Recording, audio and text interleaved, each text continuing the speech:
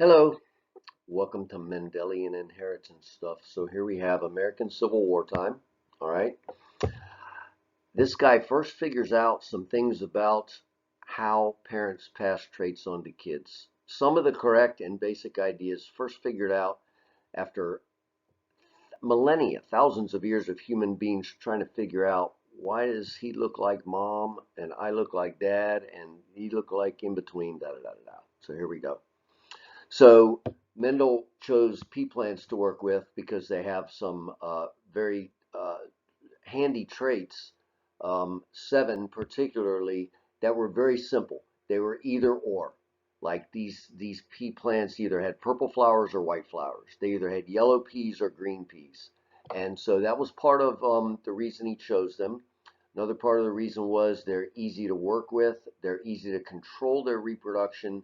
You can have lots of generations and lots of babies in a pretty short time. Very practical reasons why these were good subjects for this kind of experiment.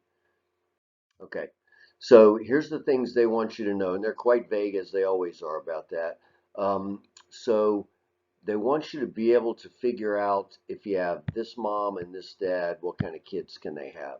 That's what basically using these laws, and since they name these laws, they want you to know them by name and what they mean. Also need to be able to do math in all kinds of different ways, either 50%, 50%, one half, or ratios like 1 to 1, which would be 50-50, right?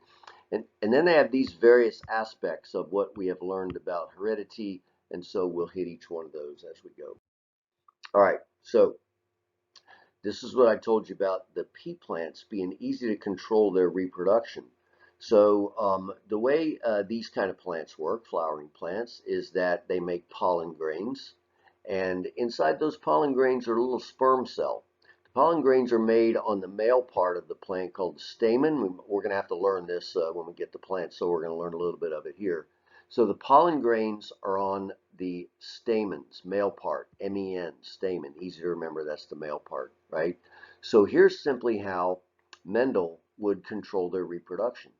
If he wanted to take this purple flowered pea plant right here and make it the mom, he would take away the male parts as they were developing before they made pollen grains, so that a sperm cell in the pollen grain of this plant, in this flower, couldn't fertilize the egg that was in the base of the female part, which is called the carpel or the pistil. So then, if he wanted this one to be dad, he would simply take the pollen grains from this one on like a little paintbrush here, and he'd walk over to this one and he'd put that pollen on the top of the female part, and the sperm cells would get to the egg cell, and a bunch of little babies would be born. And that's what peas are, right? Peas are seeds, and inside of each of these peas is a little embryo. You have to plant them, wait for them to grow, and then you can see things like what flower color do they have. Well, here's how Mendel first started.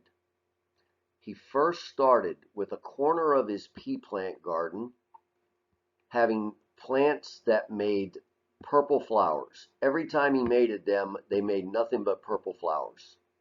Over in this corner of his pea plant garden, he had plants that made white flowered babies all the time, all the time. He had no idea. In fact, we wouldn't know for another 100 years that it was DNA that results in flower color, and that's what these parent pea plants were passing their kids.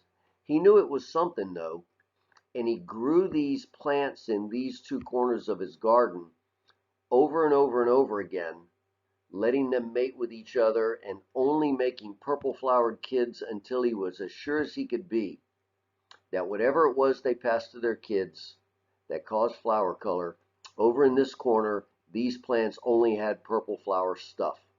He called them factors. We would call them genes, right? In this corner, these parents only had white flowered stuff. Generation after generation, they'd pass it to their kids. So he called those 2 groups of plants his parental generations because now he crossed them. He made them parents. He did what you see in this picture. He would take pollen grains from the purple ones and pollinate the white ones. Pollen grains from the white ones and pollinate the purple ones. And their kids, he called the F1 generation. F1 is what he called them, is what we still call them. These F1 kids are then hybrids. Hybrid is a word that basically means cross of two different things. It's sometimes going to be used more generally, but that's what it means here. These F1s all had a purple flowered parent and a white flowered parent. And he was quite sure that the purple flowered parent gave them some purple flowered stuff, because he had seen it in this corner of his pea garden generation after generation. And the white flowered ones gave them white flowered stuff. And so when he did this, and he did it hundreds and hundreds of times, he found one key idea, that these F1 plants had all of one trait, in this case purple flowers. He called that dominant, and he called the white flower trait recessive. So from the results of this cross, this parental generation cross, from the result that all the kids had just one trait, the one he called dominant, all now is a number, 100%, right? He produced his simple law of dominance. That somehow, whatever caused flower color, which they're 100 years away from figuring out, right? The purple flower stuff completely overshadowed the white flower stuff in this F1 generation, again, the hybrids. Now, these P generation ones, we call them true breeding. We sometimes call them pure. You have to get used to these words because they're used in questions. Okay? So, now, to answer the question, what happened to that white flowered stuff? Was it destroyed? Or was it still there so that these could pass it on to their kids? In order to answer that question, he started crossing the F1s, two purple flowered F1 generation plants he crossed. And he did it again a bunch of times.